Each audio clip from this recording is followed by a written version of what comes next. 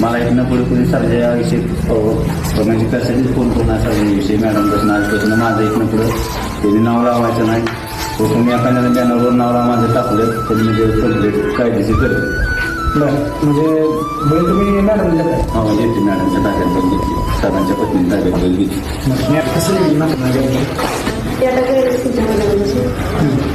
नाना काय सांगतात? माझी व्यथाही समजाऊ कुणा